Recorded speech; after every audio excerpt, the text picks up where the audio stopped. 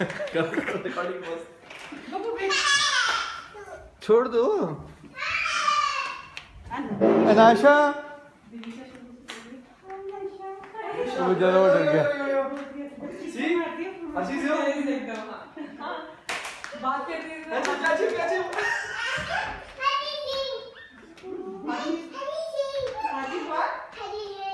अच्छी भी आई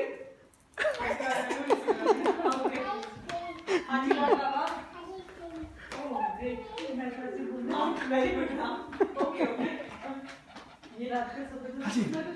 थोड़ा चिकन कुछ बोलती है स्टोरी सुनती है